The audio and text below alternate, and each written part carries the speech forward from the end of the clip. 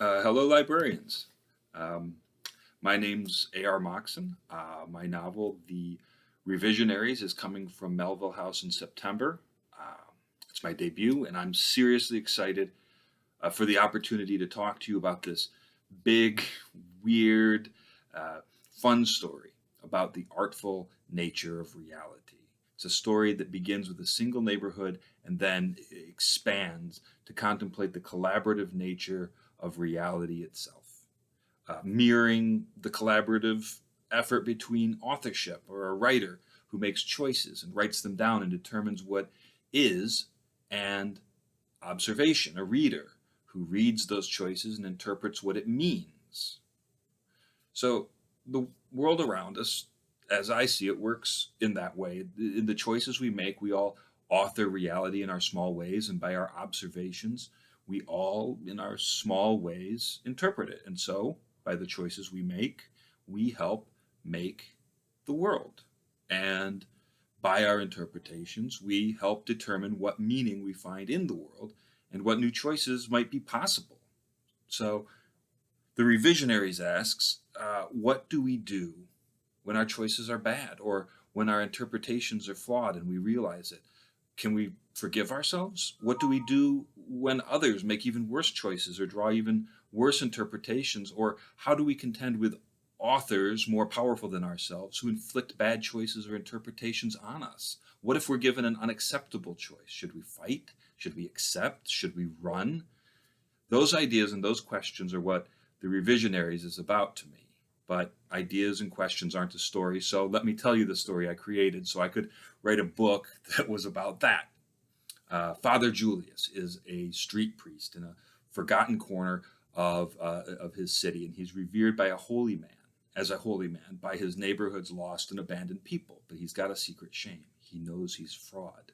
He has no real belief. But when he befriends a terrified, escaped psych patient named Gordy, he realizes his new buddy might have some proof of the divine, because Gordy may have a lottery ticket that gives its owner control over reality itself. But Gordy's in big trouble.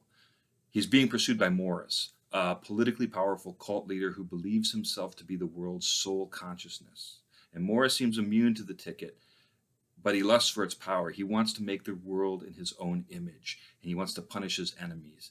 But Gordy's not actually running from Morris.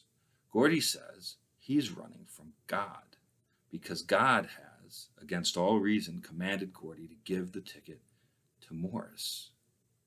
So as Julius the priest and Gordy the prophet struggle to survive, they're drawn into a world of criminal intrigue, cosmic danger, and toward a mysterious historic evil that hides in the heart of a popular tourist destination in Pigeon Forge, Tennessee. So now Julius has to contend against his own temptation to possess the ticket, and he's forced into a final crucial decision. Should he help Gordy run from this divine command, or should he urge his friend into what seems like insane obedience? So, I only ever had 3 dreams for this book. The first was simply to write it. So far, so good. And the second was to see it published. And I'm looking forward to September. But the third goal was always to see it on a shelf, particularly on a library shelf. And of course, I want it in a library, or maybe not so much in the library as checked out of the library with a big waiting list. But the library is important to me because it's the place where literature becomes the most relational. The local library is where I, like so many others, found the first authors who shaped me. It's where words and art and knowledge are given value by society. Or to put it another way, the library is society's way of choosing knowledge. It's society's way of interpreting human art and knowledge to mean that they are important treasures and they should be available to everybody. Now that's a good interpretation of the universe. So thank you for your time. I'm really glad I wrote this book. I had a lot of fun writing it.